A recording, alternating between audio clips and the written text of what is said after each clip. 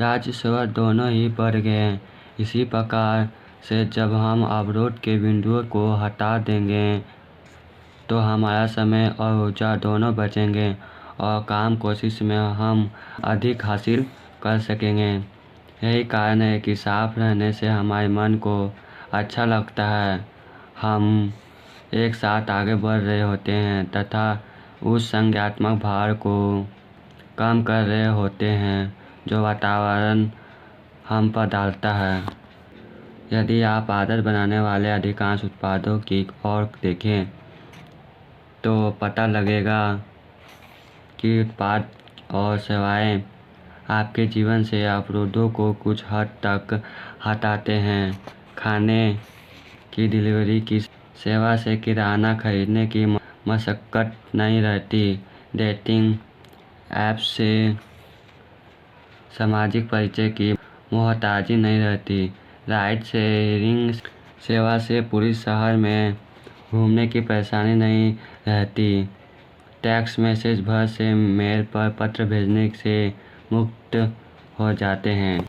जैसे जापानी टीवी निर्माताओं ने अपने काम करने के स्थान को फिर से बनाया ताकि नुकसान नहीं हो, वैसे ही सफल कंपनियां अपने प्रोडक्ट डिजाइन कर उन्हें यंत्रवत बनाती है। जितना संभव हो सके कई बदलावों को हटा देती है या फिर उन्हें सरल बना देती है। सफल कंपनियां हर स्तर पर अवरोधों को कम करती है, जैसे फॉर्म भरने की प्रक्रिया और अकाउंट बनाने की प्रक्रिया। वे अपने उत्पादों के स्थान आसानी से समझ में आने वाले निर्देश देती है तथा उपभोक्ताओं से कम विकल्प पूछती है। जब सबसे पहले आवाज़ से सक्रिय होने वाले स्पीकर बाजार में आए थे, यानी गूगल होम, अमेज़न इको और एप्पल होमपॉड जैसे उत्पाद, तो मैंने एक मित्र से पूछा था कि वह उस उत्पाद के बारे में क्या पसंद करता है जिसे उन्होंने खरीदा था।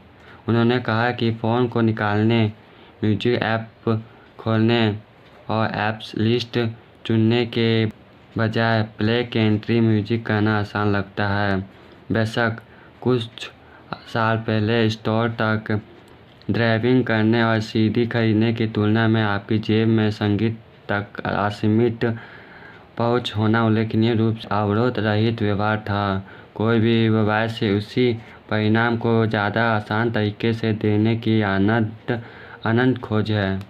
इस तरह की रणनीतियों का सरकारों द्वारा प्रभावी ढंग से इस्तेमाल किया गया है। जब ब्रिटिश सरकार कर संग्रह दरों में वृद्धि करना चाहती थी तो उन्होंने नागरिकों को एक वेब पेज पर भेजने से रोक दिया जहां कर फॉर्म को डाउनलोड किया जा सकता था। इसकी बजाय नागरिकों को सीधे फॉर्म में लिंक कर दिया गया। इस प्रक्रिया में एक कदम कम करने से प्रतिक्रिया की दर 19.2% से बढ़कर 23.4% हो गई। ब्रिटेन जैसे देश के लिए ये प्रतिशत अंक राजस्व में करोड़ों का प्रतिनिधित्व करते हैं।